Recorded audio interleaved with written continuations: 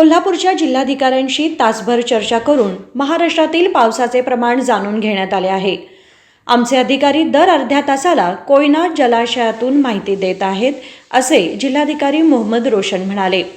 शुक्रवारी बेळगावात पत्रकारांशी संवाद साधताना ते म्हणाले की महाराष्ट्रातील सातारा येथील पंचगंगा नदीतून कोयना जलाशयातून सोडल्या जाणाऱ्या पाण्याची दर तासाला आकडेवारी गोळा केली जात आहे।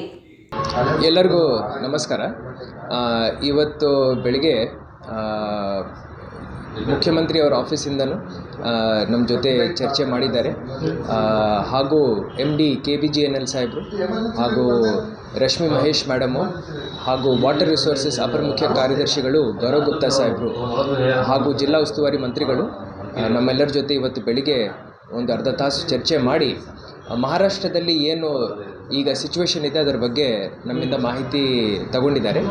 ಮಹಾರಾಷ್ಟ್ರದಲ್ಲಿ ಕೋಲ್ಹಾಪುರ ಜಿಲ್ಲಾಧಿಕಾರಿ ಅವರ ಜೊತೆ ನಾನು ಬೆಳಿಗ್ಗೆ ಒಂದು ತಾಸು ಮಾತಾಡಿದ್ದೀನಿ।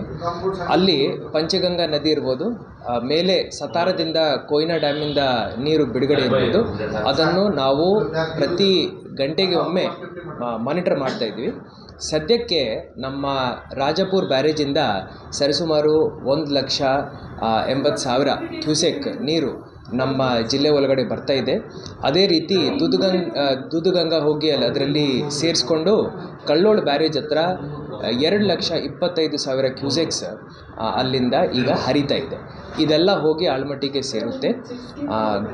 ಘಟಪ್ರಭಾ ನದಿಯಿಂದ ಒಟ್ಟು ಎಲ್ಲ ಸೇರಿ ನಮ್ಮ ಲೋಳ್ಸೂರು ಬ್ರಿಡ್ಜ್ ಇರ್ಬೋದು, ಹಿಡ್ಕಲ್ ಡ್ಯಾಮ್ ಇರ್ಬೋದು, ಎಲ್ಲ ಸೇರಿ ಒಂದು 65,000 ಕ್ಯೂಸೆಕ್ಸ್ ನಾವು ಬಿಡ್ತಾ ಇದ್ವಿ। ಇದು ಹೋಗಿ ಆಳ್ಮಟ್ಟಿನಲ್ಲಿ ಸೇರುತ್ತೆ।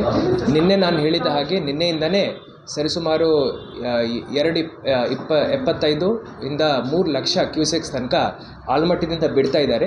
ಇವತ್ತು ಬೆಳಿಗ್ಗೆ MD KBJNL ಸಾಹೇಬ್ರ ಜೊತೆ ಮಾತಾಡಿಕೊಂಡು ಈಗ 3,25,000 ಕ್ಯೂಸೆಕ್ಸ್ ಆಳ್ಮಟ್ಟಿಯಿಂದ ಬಿಡಲಿಕ್ಕೇನು ನಾವು ಅವರನ್ನು ಒಪ್ಪಿಸಿದ್ದೀವೋ ಅವ್ರು ಒಪ್ಕೊಂಡಿದ್ದಾರೆ।